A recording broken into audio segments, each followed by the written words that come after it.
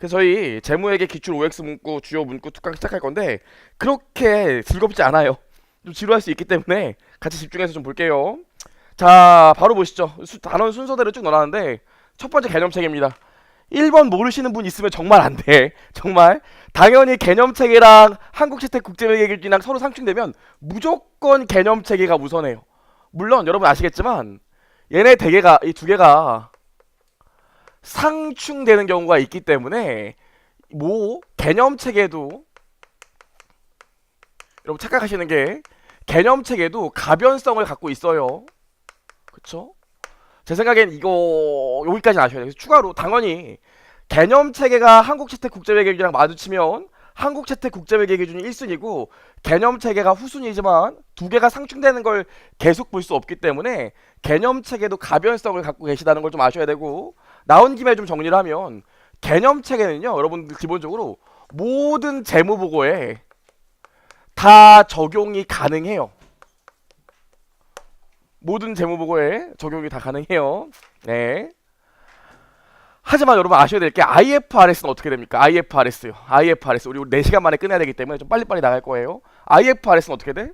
IFRS는 재무제표만 적용하는 거예요. 그쵸? 그래서 문구 하나만 기억하지 마시고 파생해서 여기까지 기억을 하셔야 돼요. 좋아요. 그래서 1번 여기까지 봤고 2번, 3번, 4번 다 똑같은 말인데 여러분 우리 일반 목적 재무보고 같은 경우엔 일반 목적 재무보고 설마 4시간 동안 이 모든 단어를 무르르도 전체 내용을 다 설명할 거라고 보시는 건 아니죠. 기출 문구만 설명할 거예요. 일반 목적 재무보고 같은 경우에는 요게 무슨 뜻이야? 일반 목적이라는 게 이게 무슨 뜻이야? 요게 범용이라는 뜻이잖아요. 범용. 그쵸? 많은 정보 이용자들이 있는데 야, 요 정도면 우리도 오케이 할게. 대중 일반적으로 범용 재무보고를 얘기하기 때문에 항상 시험에 나오는 게 주요 정보 이용자가 시험에 나오죠. 그쵸? 주요 정보 이용자. 주요 정보 이용자는 뭐예요?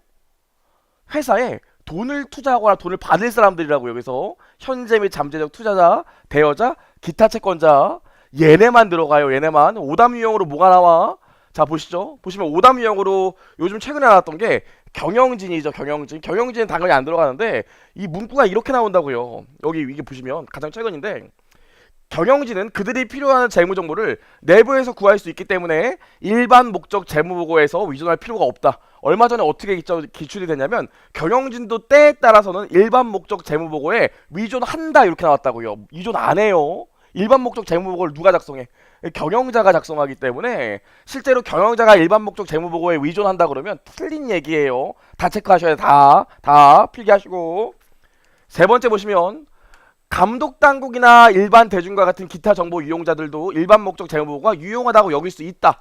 그러나 일반 목적 재무보고는 기타 집단을 주요 정보 이용자로 하지 않는다. 똑같은 얘기니까 보시면 되고. 네 번째 보시죠. 네 번째. 여러분 일반 목적에 한계가 있는데 이 일반 목적 재무보고의 한계 중에서 가장 큰 게 뭐예요? 일반 목적 재무보고의 한계. 가장 큰 게. 일단은 이게 여러분 요게 기업의 기업 가치를 추정하는 게 추정치가 아니라 뭐죠? 추정에 도움이 되는 정보예요. 그쵸? 그래서 일반 목적 재무보고는 기업 가치의 추정치이다 이러면 틀린 얘기야. 요거 정리하셔야 되고. 두 번째로 뭐가 있습니까? 두 번째로 뭐가 있어요? 모든 정보를 제공할 수 없고 제공할 필요도 없죠. 그쵸? 그래서 요거 두 개가 제일 많이 나왔고요. 하나가 더 있어. 뭐예요? 상당 부분 가치, 판단, 추정, 모형, 판단에 근거한다고 나와 있죠. 그쵸? 근데 다만 여러분 아셔야 되는 게 이 일반 목적 재무보고의 한계 세 번째로 상당 부분을 추정, 모형에 근거한다는 건데 정리하셔야 될 게 뭐예요? 상당 부분 추정 모형에 근거한다 하더라도 재무제표의 신뢰성은 하락하는 게 아니에요. 우리 충당 부채도 추정하잖아요. 그렇죠? 만약에 말 문제에서 추정 모형에 근거하기 때문에 재무제표 신뢰성이 하락한다 이런 문구가 나오면 이것도 틀린 얘기라고요. 오케이, 여기까지. 4번 같은 경우엔 요 두 번째 얘기를 하고 있으니까 정리하시면 돼요. 여기까지 봤고요. 5번 보시죠. 자 보시면 주요 이용자들의 정보 수요 및 욕구는 다르고 상충되기도 한다. 재무보고 기준을 제정할 때 주요 이용자의 최대 다수의 수요를 충족하는 정보를 제공하기 위해 노력할 것이지만 공통된 정보 수요에 초점을 맞춘다고 해서 보고 기업으로 하여금 주요 이용자의 특정한 일부에게 가장 유용한 추가적인 정보를 포함하지 못하게 하는 것은 아니다. 이게 무슨 소리냐면 여러분 일반 목적 재무보고 아까 제가 뭐라고 그랬어요? 범용 재무보고라고요. 야 모두가 요 정도 정보면 만족해. 그럼 여러분들이 오해하는 게 그럼 범용 재무보고이기 때문에 특정 정보 이용자에게 유리한 정보 요거 일반 목적 재무보고에 포함시킬 수 있어요 없어요? 포함시킬 수 있다고요. 예를 들어 보시면 우리 일반 목적 재무보고의 주요 정보 이용자는 투자자, 대여자, 기타 채권자가 있잖아요. 그럼 주주도 있고 채권자도 있다고. 채권자 입장에선 주당 이익이라는 정보가 필요 있어요 없어요? 채권자 입장에서 주당 이익이라는 정보가 알 필요가 없어. 주당 이익은 100% 주주를 위한 정보라고요. 그런데도 공시하잖아. 그게 요 근거 문구예요. 그래서 일반 목적 재무보고는 최대 다수의 수요를 충족하는 정보를 제공하기 위해 노력해야 되지만 공통된 정보 수요에 초점을 맞춘다고 해서 특정 일부에게 가장 유용한 추가적인 정보를 포함하지 못하게 하는 건 아니에요. 그 얘가 뭐라고? 주당이 따라오시죠? 그래서 특정 이용자한테 유용한 정보를 포함해서는 안 된다 그러면 틀린 얘기예요. 이해할 수 있겠지? 6번 제가 여러분이라면 요거 문구 할 때마다 제가 오답 유형 얘기해 주는 것도 적어 놓으셔야 돼. 집에 가면 그냥 읽고 있다고요.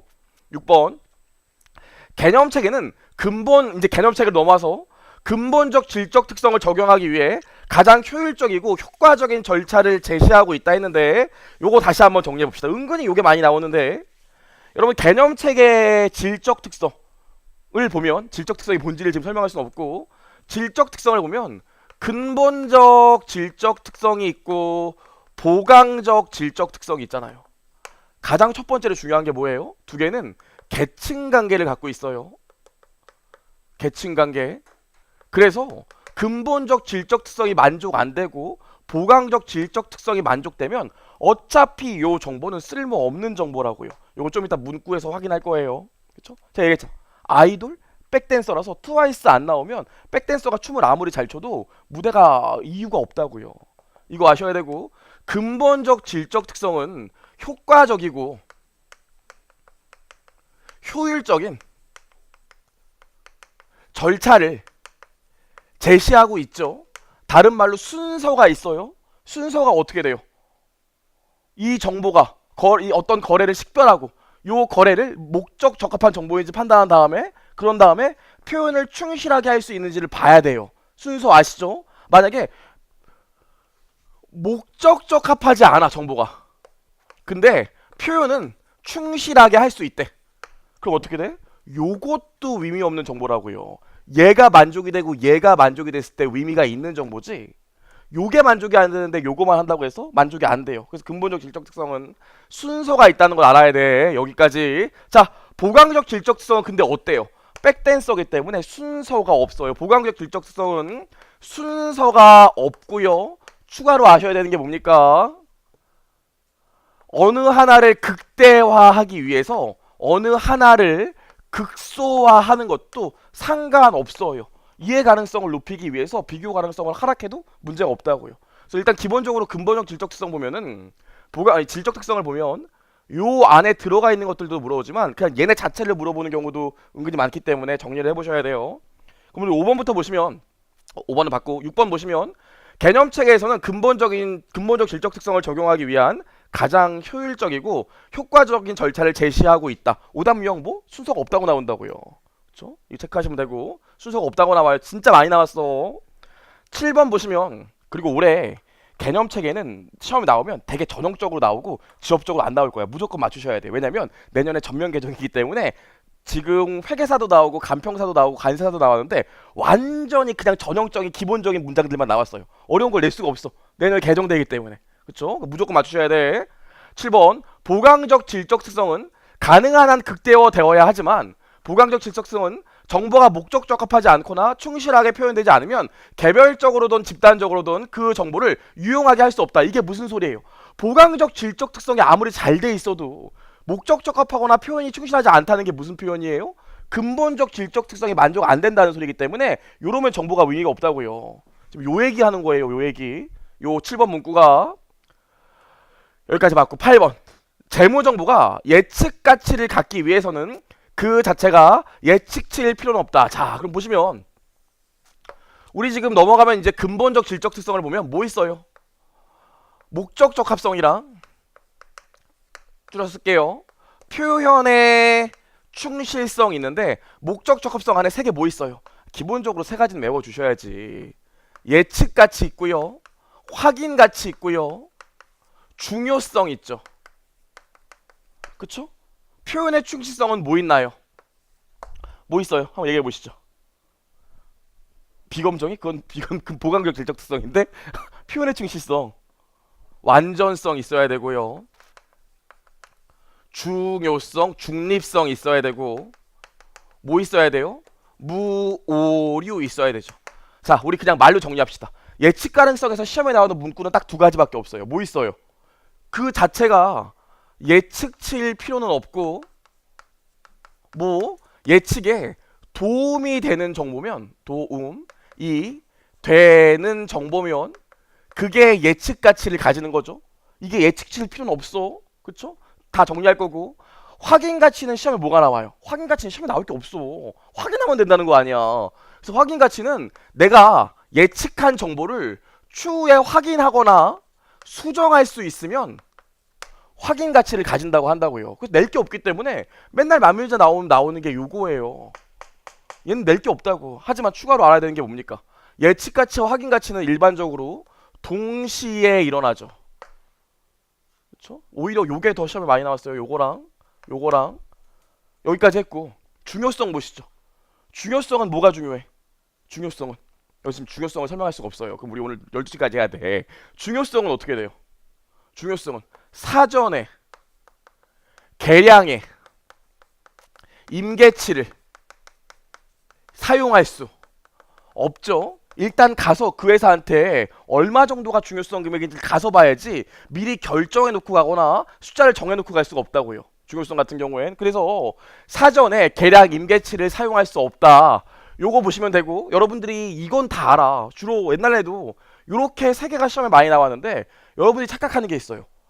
옛날에 시험에 이렇게 좀 이따 볼 건데 예측 가치와 확인 가치를 가지면 해당 정보는 목적 적합하다. 이거 맞는 표현이에요? 틀린 표현이에요? 예측 가치와 확인 가치를 가지면 해당 정보는 목적 적합하다. 맞아요? 틀려요? 이게 맞는 표현이라고요. 이 개념 체계에서는 목적 적합성을 얘기할 때 여기까지만 얘기해. 그리고 나서 요건 뭐? 그 기업마다 가지는 기업 특유의 중요성이기 때문에 실제로 요거 두 개만 만족되면 목적 적합하다는 표현이 맞는 표현이라고요. 요거는 개념 체계에서 별도로 얘기하고 있어요. 요거 체크하셔야 되고 완전성 시험에 나올 게 없어요.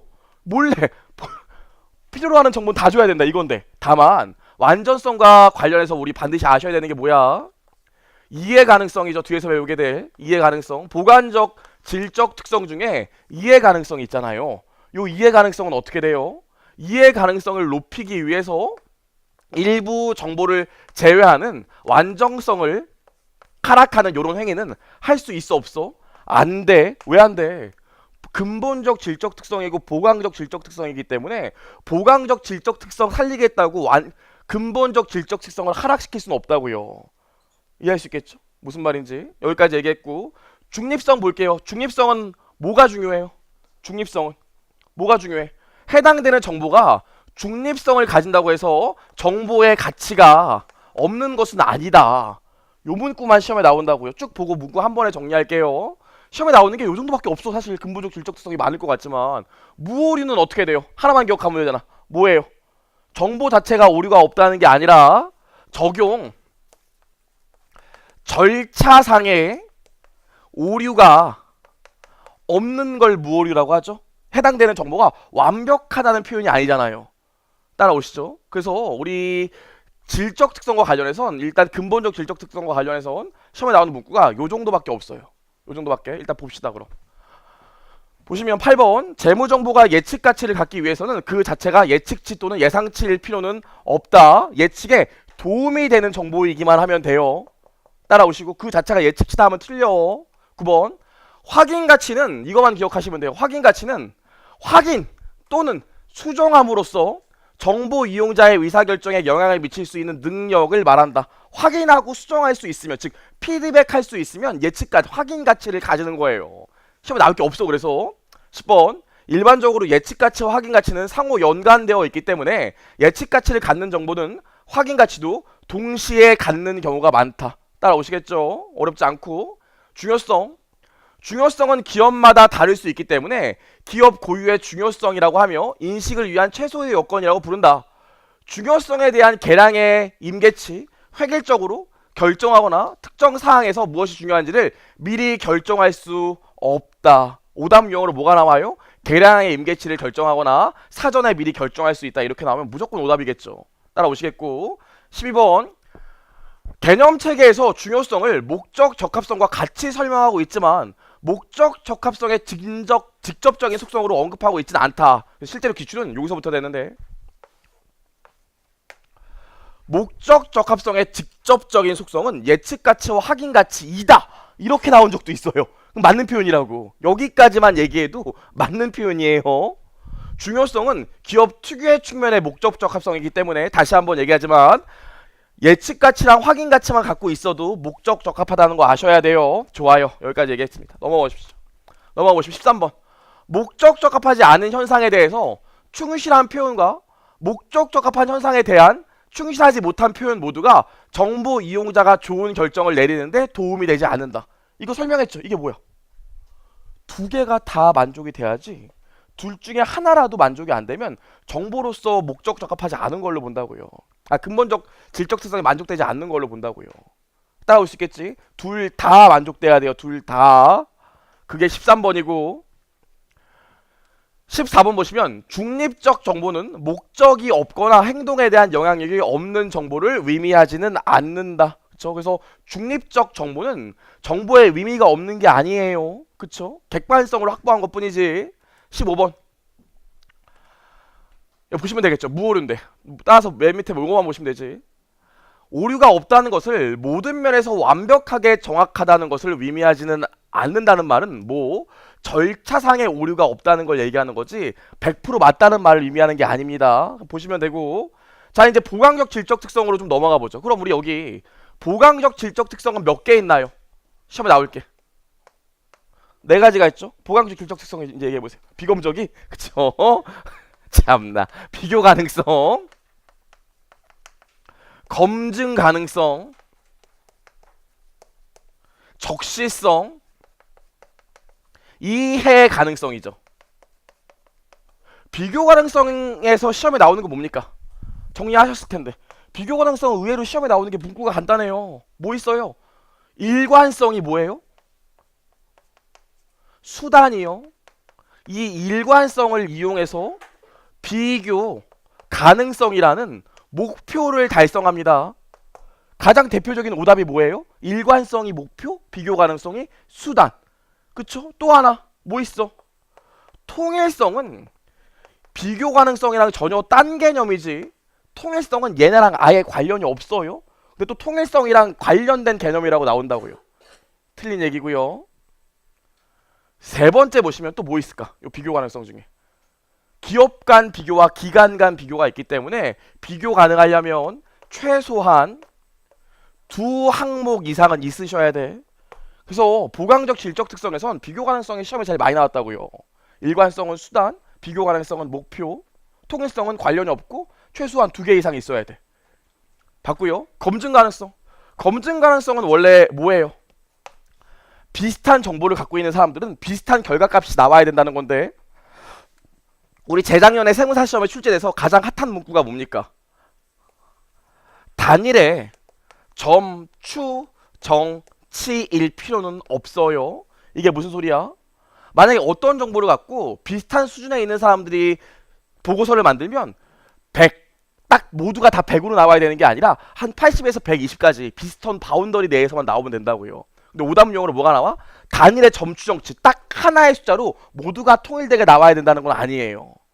따라올 수 있겠죠. 적시성은 의외로 시험에 나올 게 없는데 뭐만 알고 있으면 돼? 일반적으로 기간이 경과하면 적시성은 떨어지지만 기간이 경과해도 적시성이 하락하지 않는 게 있죠. 그럼 어떤 것 때문에 그래요? 시간이 오래 경과해도 정보의 적시성이 떨어지지 않는데 언제 그래요? 그쵸, 추세 분석. 올해 10년 동안 매출이 얼마나 증가했나 볼까? 10년 동안 매출이 이렇게 증가하는 추세예요. 이렇게 추세 분석을 할 때는 옛날 정보도 필요하다고요. 따라오시죠. 추세 분석. 이해 가능성 보겠습니다. 이해 가능성이 의외로 시험에 잘 나오는데 두 개가 있죠. 이해 가능성 시험에 나오는 문구가. 이해 가능성 떠오르시나? 두 개가 있는데 하나는 뭐예요? 하나는 뭐예요? 이미 얘기했는데 이해 가능성을 높이기 위해서 완전성을 하락시키는 건 안 돼. 야, 어차피 이거 얘기해봤자 몰라. 요 정보는 빼. 요거 안 된다고요. 두 번째로 뭐예요? 저희 시험에 스테디셀러죠. 뭐야?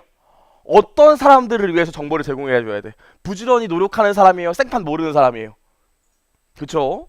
정보를 이해하기 위해서 부지런히 노력하는 사람들을 대상으로 해야지 아무것도 모르는 사람들, 나는 회계 정보에 대해서 아무것도 모르는 사람들을 위해서 정보를 작성할 필요는 없어요. 따라오시죠? 그래서 막상 재무보고의 질적 특성, 개념책의 질적 특성 보면 시험에 나오는 문구가 이게 다예요. 다른 게 없어. 늘 똑같은 게 나온다고요. 그럼 볼게요. 16번. 보강적 질적 특성은 정보가 목적적 합하지 않거나 충실하게 표현되지 않으면 개별적으로든 집단적으로든 그 정보를 유용하게 할 수 없다. 이게 뭐야? 계층관계가 있기 때문에 이게 만족이 안 되면 이게 아무리 잘 돼 있어도 의미가 없다고요. 따라오시죠. 따라오시죠. 여러분 집에 가서 복습하실 때 문구를 외우는 건 아무 의미가 없어요. 지금 집에 가셔서 저한테 수업을 들으시고 여기 있는 문구가 진짜 이해가 돼야 돼요. 그래야 시험장 가서 맞춰. 17번. 보강적 질적 특성을 적용하는 것은 어떤 규정된 순서에 따르지 않는 반복적인 과정이다. 제가 얘기했죠? 순서 없다고. 밑에 보시면 뭐 어느 하나를 극대화하기 위해서 어느 하나가 감소화될 수도 있다. 그게 나와 있으니까 보시면 되고. 18번. 일관성은 비교 가능성과 관련이 되어 있지만 동일하지 않다. 당연하지. 비교 가능성이라는 목표를 달성해주는 수단이 일관성이고 우리 오답 유형으로 벌써 몇 번 출제된 게 뭐예요? 요거 두 개 순서를 바꾼다고요. 그쵸? 요거 두 개 순서 바꾸는 문구가 제일 많이 출제됐어요. 다시 얘기하자면 뭐 일관성이 수단, 비교 가능성이 목표. 오답 유형 뭐 바꿔서 나온다고. 오케이. 19번. 비교 가능성은 통일성을 뜻하는 건 아니다. 전혀 다른 개념이에요. 체크하시고. 20번. 개량화된 정보를 검증하기 위해서는 검증 가능성이네. 단일의 점 추정치여야 할 필요는 없다. 가능한 금액의 범위와 관련된 확률도 검증될 수 있다. 이렇게 나와 있는데 오답 유형은 뭐가 나와? 단일의 점 추정치여야 한다. 이렇게 나온다고요. 2016년에 세무사에 기출됐죠. 여기까지 봤고요. 21번. 검증은 직접적으로 또는 간접적으로 이루어질 수 있다. 또한 어느 미래 기간 전까지 어떤 설명과 미래 전망, 재무 정보를 검증하는 것이 전혀 가능하지 않을 수도 있다. 그쵸? 정보를 검증하는데 지금 당장은 검증 못하고 시간이 지나야 검증할 수도 있지 않겠습니까? 좀 마이너한 문장인데 한 번 출제가 돼서 넣어봤습니다. 22번. 일부 정보는 보고 기간 말 후에도 오랫동안 적시성을 잃지 않을 수 있다. 그게 뭐? 추세 분석. 오답 유형으로 뭐가 나와요? 모든 정보들은 기간이 경과하면 적시성이 하락한다라고 나온다고요. 틀린 얘기예요. 따라오시겠지? 좋아. 나 같으면 다 쓸 것 같은데. 자, 22번. 일부 현상은 원래 복잡하여 이해하기 어려울 수도 있다. 그렇다고 해서 그 현상에 대한 정보를 재무보고서에서 제외하면 그 보고서는 완전성이 결여되어 정보를 이용자가 오도할 가능성이 있다. 요건 그냥 가볍게 읽어보시면 되고. 24번. 이해 가능성이죠. 재무정보는 사업활동과 경제활동에 대해 합리적인 지식이 있고 부지런히 정보를 검토하고 분석하는 정보 이용자를 위해 작성된다. 오답 유형 뭐 나와요? 회계 정보를 모르는 사람들을 위해서 작성돼야 된다고 나온다고요. 다 아시겠죠? 제가 볼 땐 개념책에 무조건 한 문제 나올 건데 제가 얘기한 문구 요 사이에서 나올 거예요. 한 문제 맞춘 거야 지금. 축하. 여기까지 했고요. 25번 보시면 자 보시면 이제 다 했고 우리 청산 얘기가 나와 있는데 이제 개념체계에서 근본적 질적 특성은 다 했고요. 두 가지만 보시면 되는데 간단합니다.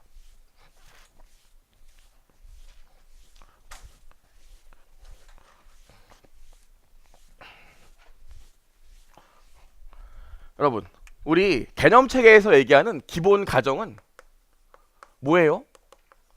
계속기업 가정이죠. 그쵸? 한 번 다른 시험에서 출제가 되는데 개념 체계에서 얘기하는 기본 가정은 요거밖에 없어요. 개념 체계에서는 청산 기업 가정에 대해서 언급하고 있지 않아요. 그래서 만약에 문제에서 개념 체계에서는 계속기업 가정과 청산기업 가정을 기본 가정으로 하고 있다 그러면 틀린 얘기예요. 가정은 계속기업 가정밖에 없어. 이거 체크하셔야 되고, 계속기업 가정이기 때문에 여러분 시험에서 나와야 되는 게 뭐야? 만약에 기업이 청산을 예정 중이라면 어떤 가정을 써야 돼? 계속기업 가정을 쓰는 게 아니라 청산기업 가정을 써야 되죠. 그쵸? 근데 우리 기준서 문구와 개념체계 기준서 문구를 보면 뭐라고 나와 있어? 계속기업 가정 못 쓸 것 같으면 청산 예정이라면 그냥 다른 가정을 써야 된다고만 나와 있지 청산기업 가정이라는 얘기는 없어요. 돌아와서 좀 얘기합시다. 여러분 계속기업 가정 때문에 우리가 회계 처리하는 거 네 가지가 있는데 뭐 있어요? 계속기업 가정에서 하는 회계 처리가 네 가지가 있는데 첫 번째 뭐? 역사적 원가. 만약에 내가 계속기업 가정이 아니라 청산기업 가정이라면 역사적 원가를 못 쓰고 뭐 써야 돼? 순공정가치나 공정가치 써줘야 된다고요. 내가 요거 계속 사용할 게 아니라 이거 이제 나 회사 안 할 거기 때문에 지금 팔면 얼마야? 요걸로 재무제표 만들어줘야 된다고. 또 뭐? 감가상각도 안 해도 돼요. 뭘 감가상각해? 이제 사용 안 하고 팔 건데 또 뭐 해야 돼요? 또 뭐? 유동과 비유동 구분이 있죠. 유용과 비유동의 구분도 계속기업 가정이 아니라면 할 필요가 없다고. 마지막으로 네 번째 뭐가 있어요? 수익과 비용도 이혼할 필요가 없어. 왜 이혼해? 올해 끝인데. 그쵸? 이 얘기를 하고 싶은 게 아니라 그래서 계속기업 가정이 아니라 청산기업 가정을 쓴다면 역사적 원가 안 쓰고요. 유동 비유동 구분 안 하고 또 뭐해? 감가상각 안 하고 수익 비용 이혼 안 한다고. 그럼 재무제표 모양이 다르겠지. 뭐야 정보용장 뭐야? 재무제표 왜 이래? 작년이랑 다르잖아. 주석을 넘겨보면 그래서 주석에 뭐가 나와 있어야 돼? 많이 놀라셨죠? 우리 계속기업 가정이 아니라 회사 간둘 거라 이제 청산기업 가정 썼어. 그래서 청산기업 가정에 따라 재무제표를 작성하면 반드시 해당 사실을 주석 기재해 주셔야 돼요. 그렇죠? 보시면 기업은 경영활동을 청산하거나 중요하게 축소할 의도나 필요성이 있다면 재무제표는 계속기업을 가정한 기준과 다른 기준을 적용하여 작성하는 것이 타당할 수 있으며 이때 적용하는 기준은 별도로 공시해야 한다. 따라오시겠죠? 좋아요. 여기까지 했고요. 우리 개념체계에서 제약 요인 이건 다 아시니까 빨리 넘어갑시다. 제약 요인 뭐예요? 그쵸? 해당 정보를 얻기 위해 지출한 원가보다 해당 정보를 얻었을 때 내가 누릴 수 있는 효익이 당연히 더 커야 되지 않겠습니까? 그쵸? 그게 26번이에요. 정보 이용에 따른 혜택이 정보 제공에 소요되는 원가를 초과해야지만 정보가 경제적 재화로서의 가치가 있는 것이다. 따라오시겠죠? 여기까지. 우리 26번까지 봤습니다. 여기까지 해서 개념책은 다 끝났고 이제 3장으로 넘어가서 재무제표 볼 거예요. 재무제표 표시공식 지우고 얘기해 보시죠. 놀랍게도 내년 되면 이 자산부채 자본 수익 비용의 정의도 조금씩 다 달라져요. 개념체계가 개정돼서. 그래서 개념체계 같은 경우에는 지금 제가 얘기한 것들은 개정이 안 되거든요. 지금 얘가 얘기한 거는. 근데 지금부터 배울 것들은 일부가 개정되는 상황이 있기 때문에 제가 볼 때 자산부채 자본 수익 비용의 정의를 묻는 건 올해 출제가 안 될 가능성이 높아요. 그럼 내년에 완전히 달라진다고요. 일단 가볍게만 볼게요. 그래서 지금부터 보시면 여러분 우리 27번부터 보시면 일단 자산의 정의 좀 보시죠. 혹시 모르니까 또 자산의 정의를 보면 자산을 정의하기 위해 필수적인 요소들이 있어요. 자산을 정의하는데 필수적인 요소 뭘까요? 첫 번째로 반드시 과거 사건의 결과여야 돼요. 내가 과거에 해당되는 자산을 구입했어야 해당되는 자산을 취득했어야 되지. 저거 내가 좀 있으면 살 거야. 며칠 있다 살 거니까 저건 내 자산이나 마찬가지야. 이거 안 된다고요. 그래서 27번 읽어보시면 미래에 발생할 것으로 예상되는 거래나 사건 자체만으로는 자산이 창출되지 않는다. 이게 무슨 소리야? 과거 사건의 결과여야 되지 미래의 약속이나 위도는 자산의 정의를 충족하지 못해요. 따라오시죠? 요 얘기 요게 요 얘기예요. 지금 매칭을 시키셔야 되고 두 번째로 현금 지출은 어떻게 돼요? 현금 지출은 자산을 정의하는데 필수적입니까? 아닙니까? 현금 지출은 자산의 정의와 필수적이지 않아요. 우리 주주로부터 무상 증여받은 건물, 기기장치 등도 자산에 해당한다고. 그래서 오답 유형을 뭘 나왔어요? 주주로부터 무상 증여받은 자산 같은 경우엔 현금을 지출하지 않았기 때문에 자산의 정의에 충족되지 않는다 이렇게 나온다고요. 오답이에요. 현금 지출 여부는 자산의 정의와 아무 상관이 없어요. 따라오시죠? 그래서 읽어보시면 28번 일반적으로 지출의 발생과 자산의 취득은 밀접하게 관련되어 있으나 양자가 반드시 일치하는 것은 아니다. 제가 여러분이라면 여기 쓸 것 같아요. 주주 무상 증여. 주주가 무상으로 증여한 것도 자산의 정의에 충족할 수 있어요. 봤고요. 세 번째, 법적 소유권. 요거 어떻게 됩니까? 법적 소유권은 자산을 정의하는데 필수적이 아니에요. 아니에요. 아시죠? 법적인 소유권은 아무 상관이 없다고. 우리 리스. 그쵸? 그래서 실제로 법적인 소유권이 아니라 뭘 따져봐야 돼? 경제적 실질을 따져봐야 되잖아요. 요 해당되는 자산의 위험과 부상을 누가 보유하고 있는지, 누가 부담하고 있는지. 그래서 읽어보시면 29번 많은 종류의 자산은 소유권 등 법률적인 권리와 관련되어 있지만 소유권이 자산의 존재를 판단함에 있어서 필수적인 것은 아니다. 가장 대표적인 게 운영리스. 그쵸? 자, 30번 보시죠. 여기까지 했고요. 좋아. 당연히 여러분 네 번째는 제가 안 썼지만 아시죠? 네 번째는 뭐예요? 미래 경제적 효익이 유입돼야 되잖아요. 돈이 안 벌리면 자산으로 볼 수가 없어요. 그쵸? 다섯 번째로 또 뭐 있어? 내가 법적인 통제는 아니더라도 내가 통제하고 있어야 돼요. 그래야지만 자산의 정의에 충족하지. 자, 30번 보겠습니다. 30번. 30번은 부채인데 우리 부채와 관련해선 추가로 좀 알아야 될 게 부채 정의와 관련해서 보시면 부채도 당연히 과거 사건의 결과여야 해요. 두 번째로 현재 위무를 내가 부담하고 있어야 돼요. 부채 같은 경우엔. 그럼 이 좀 정리해보죠. 현재 의무는 뭐랑 뭐로 나누지? 나온 김에 얘기 좀 해봅시다. 현재 의무는 뭐랑 뭐로 나누죠? 법적인 의무도 있고요. 뭐도 있어요? 위제 위무도 있죠. 위제 의무는 뭐야? 내가 공표하고 상대방이 정당한 기대를 한다면 위제 의무가 성립되잖아요. 예를 들어서 저희 해커스 경영이 영원 패스 같은 거에 합격하면 100% 환불해 드릴게요. 그럼 펀즈의 의무가 성립합니까? 안 합니까? 수강생들이랑 계약서 쓴 거 아니지만 광고하고 여러분들이 기대하기 때문에 위제 의무가 성립돼서 부채를 본다고요. 그렇죠? 그래서 오답 유형으로 뭐가 나와? 부채를 정의할 때 현재 의무는 법적인 의무가 필수 요건이다 이렇게 나오면 틀린 말이라고요. 위제 의무만 있어도 되기 때문에 법적인 요건은 전혀 상관이 없어요. 따라오시죠. 여기까지 했고 나중에 충당부채 가서 또 한 번 하겠지만 요거 두 개 더한 걸 우리가 뭐라고 그래요? 과거 사건의 결과 그리고 현재 의무 요거 합쳐서 뭐라고 그래? 회피 불가능한 위무 발생 사건이라고 합니다. 회피 불가능한 위무 발생 사건이요. 그래서 우리가 나중에 충당부채 같은 경우에는 판단 같은 거 물어보잖아요. 요걸 충당부채로 인식할 수 있는지 없는지. 가장 대표적인 게 뭐예요? 내가 지금 현재 시점에서 회피 불가능한 위무가 있다면 충당부채로 봐야 된다고요. 오케이, 여기까지. 자, 그래서 보시오. 30분부터 보시면 부채의 본질적 특성은 기업이 현재 위무를 갖고 있다는 것인데 여기서 위무란 법적인 위무만을 명시하는 것이 아니다. 오답 유형으로 법적인 위무만 해당된다 이렇게 나온다고요. 뭐도 있어? 위제 위무도 있어요. 따라오시죠.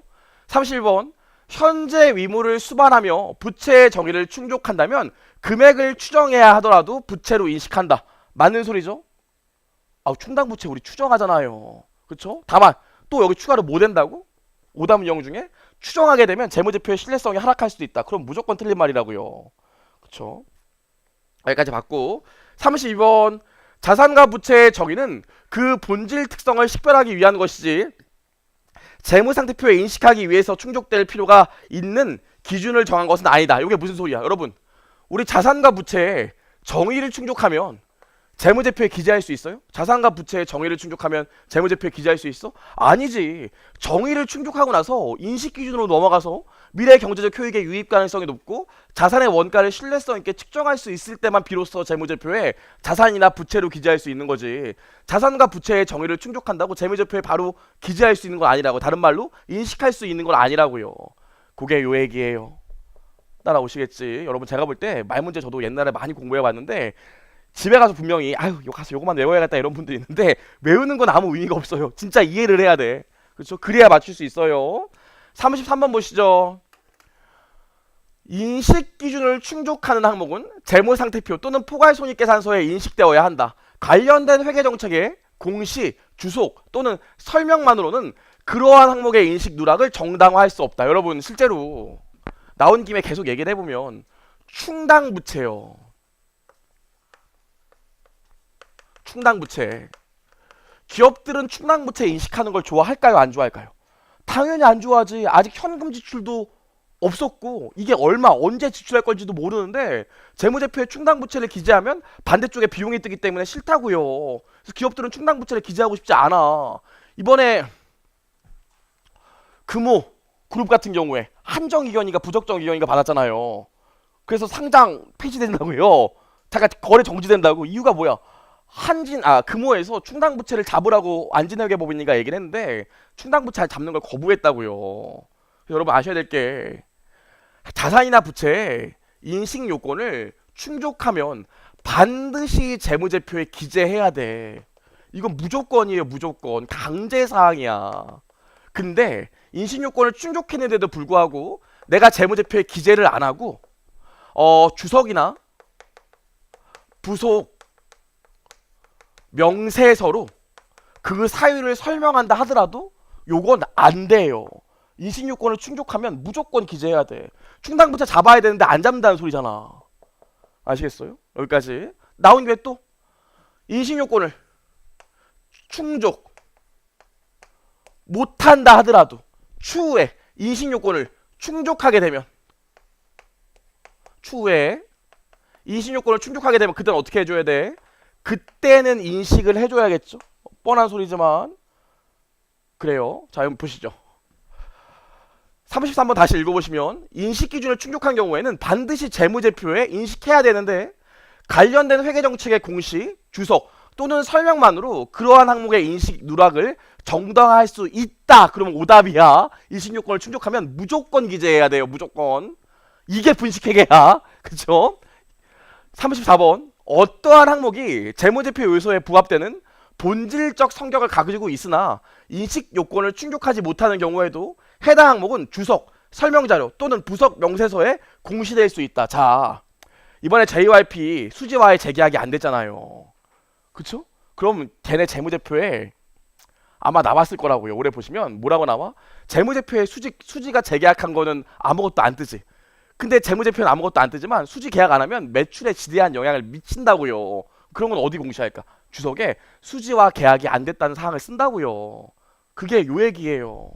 실제로 수지와 계약 못한 게 자산부채 자본 수익 비용과는 전혀 관련이 없잖아. 하지만 중요한 사항이라면 주석에 공시해 줘야 된다고요. 이해할 수 있겠지? 다시 읽어보자.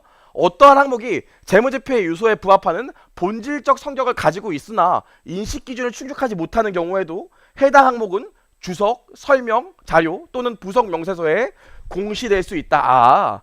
인식기준을 충족하지 못해도 요거랑은 반대로 주석이나 부속 명세서에 기재는 가능하구나. 따라오시겠죠? 좋아요. 수지 생각하시면 돼. 넘어가 볼게요. 35번. 여러분 우리 말문제로 하기 때문에 여러분들 집중도가 굉장히 힘들기 때문에 45분씩 끊어서 할 거예요. 그래서 1시까지 45분씩 끊어서 5번 할 거예요. 자, 그러면 보시면 35번. 특정 시점에 인식 기준을 충족하지 못하는 항목이 있더라도 그 후에 후속 사항이나 사건의 결과에 따라 인식 기준을 충족할 수 있다. 어떠한 항목이 인식 기준을 충족하여 재무제표에 인식해야 하는지를 평가할 때 중요성을 고려할 필요가 있다. 나눠보시면 당연한 소리인데 처음에는 인식 기준을 충족하지 못하더라도 추후에 충족할 수 있고 처음에는 충족했다 하더라도 추후에 충족 못할 수도 있죠. 가장 대표적인 게 충당부채랑 우발부채 아니겠어요. 그 생각하시면 되고, 기본적으로 아셔야 될 게 모든 항목을 재무제표에 다 기재하는 건 아니에요. 중요성 관점에서 중요성이 떨어지면 기재 안 해도 돼. 만약에 삼성전자에서 충당부채 500만원짜리 잡아야 된대. 잡는 놈이 미친놈이에요. 삼성전자는 1원이 10억이라고 걔네 재무제표가. 아시겠어요? 그래서 요 밑에 문구도 꼭 기억하셔야 돼. 여러분 막상 시험장에서 헷갈리는데 중요성을 고려했을 때 중요하지 않다면 당연히 재무제표에 기재 안 할 수 있어요. 이거랑 같은 걸로 IFRS에서 기재를 요구하더라도 만약에 우리 회사는 해당 항목이 중요하지 않다면 당연히 기재 안 해도 돼요. 은근히 잘 못하시더라고. IFRS에서 공시하라고 요청하더라도 우리 기업 입장에서 볼 때 중요하지 않다면 기재 안 해도 돼요. 따라오시겠지? 좋아, 여기까지. 36번부터는 우리가 잠깐 쉬었다 할게요.